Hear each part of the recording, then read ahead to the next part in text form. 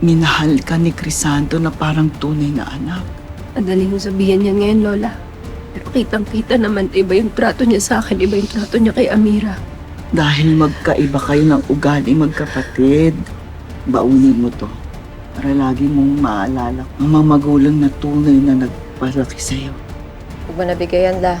Baka kung saan lang yan itambak ni ate sa mansyon ng Tere. Eh di wag, saksak mo sa baga mo. Eh ano naman ang kasalanan ko na nagkaroon ako ng kapatid na hilaw na half-sister din ni Amira? Pakikilala ko lang ulit ang sarili ko sa'yo. Agent Rose Lirio ng Philippine Bureau of Investigation. Palaban ako. Bakit ganyan kayo kay Rose? Hindi ba kayo naglinis ng mga tenga nyo? Nung sinabi ko sa inyo na patitirahin ko siya rito, ha?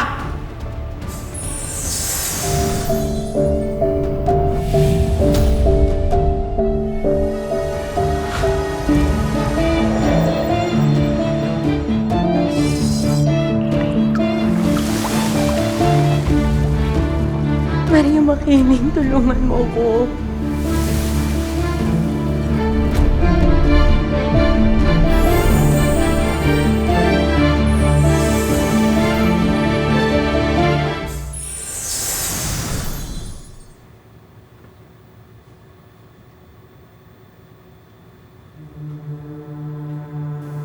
Hindi ka na dapat magulat sa desisyon ng ate mo. May dugo siyang Tera. Kaya ganun na lang kadali kalimutan niya ang kanyang pamilya. Ganun na rin kadali kalimutan niya ang lahat ng kahiyupan na ginawa nila sa'yo. Hanggang ngayon, di pa din ako makapaniwala sa ginawa ni ate. Andiyan na yan, Amira. Tanggapin mo na lang na bahagi na siya ng Tera. Tratuhin mo na rin siya parang kalaban. Hindi, Magnolia. Hindi ganun si ate. Hindi porket may dugaw siyang Tera, kasasali siya sa kademonyahan nila. Paano kung lasunin ni Doc Franco ang isip niya? Alam mo naman, tuso yun. Paano kung makumbinsi niya si Rose na gamitin ang pagiging PBI agent niya laban sa atin? Hindi nga ganun si ate. Yan sa akin naman pagpapaalala lang. Para lang sa kaligtasan mo din. Sige, Magnolia. Sabihin nating tama ka. Ibig sabihin ba ipipihit natin yung plano natin para sa bagong kaaway? Hindi pa tayo tapos sa Crazy Five. Sila ang unang dapat magbayad.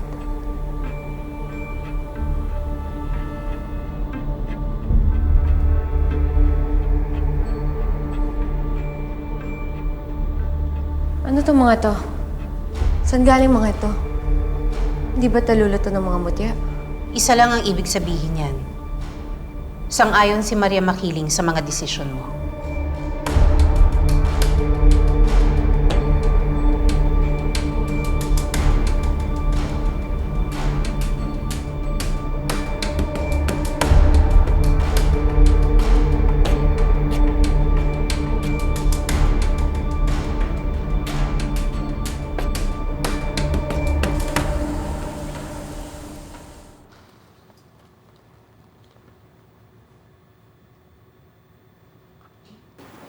Ma'am, excuse me po, may naghahanap po sa'yo. Pakausap mo muna kay Emily. May ginagawa pa ako eh. Ma'am, kailangan ka daw niyo makausap ngayon. Dating kapitbahay niyo daw sa Oriente. Papasukin mo. Di ka, pasok ko na. Mang Estong! Kamusta ka na? Upo po kayo. Napadalaw po kayo. Si Ate Beckham po, kamusta? Yun nga ang ipinunta ko sa'yo dito, Amira eh. Isang buwan nang nakalipas. Patay na si Ate Beckham mo. Ha? Mang Estong? Paano po nangyari yun? Simula nung nagtayo ng planta yung Nexcelsium doon sa Oriente. lumipat lang kami dun sa sumunod na barangay. Tapos, ang sabi-sabi dun, marami daw nagkakasakit eh. At dahil daw marumi yung tubig dun sa lugar namin. Dahil pala dun sa planta yun. Nareklamo na namin sa munisipyo pero wala naman nangyari. Amira, sa tingin ko, ang layo-layo na nang narating mo. Baka pwede mo naman kami tulungan. Ang importante lang naman doon, mapasara yung planta ng Nexcelsium. Kasi kung hindi, Amira, marami pang magkakasakit at mamamatay doon. Tulungan mo yung mga taga-uyente. Tulungan mo kami, Amira. Sige na. Baka naman makatulong ka sa amin.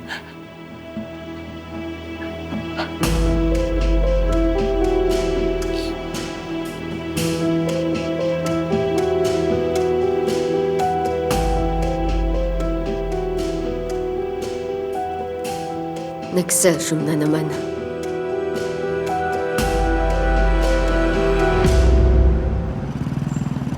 Ito pala yung maingay nung nasa baba pa tayo.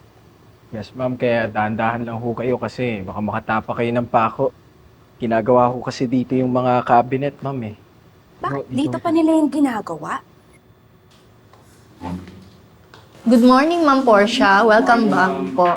It's good to be back. So, ma'am, for your reference, ho. Sige, Dwight. Please. Let's review the agenda bago pa dumating si Dad. Sige po.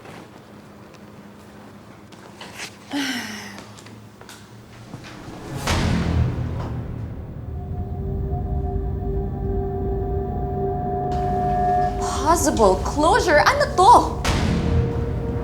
Ang pagpapasara ng planta natin? Hindi ba't dapat yung agenda natin today is yung product line expansion? Ano to? Yes, ma'am. Kaya lang ho, pinadagdag po yan ni Doc Franco eh. Urgent daw po kasi. Nagrarally sila sa labas ng planta?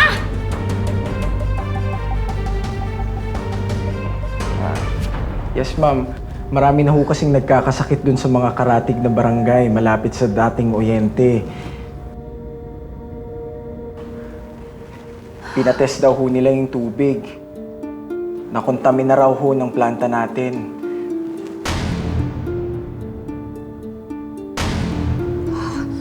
Oh my God. Ma'am, okay ka lang ba? Gusto mo ng gamot? Tubig? Tubig, please. Pakuha naman. I'm fine. I'm fine. Maayos ko to. I just need to call my people. And I'm sure, mamamatay din tong isyung to.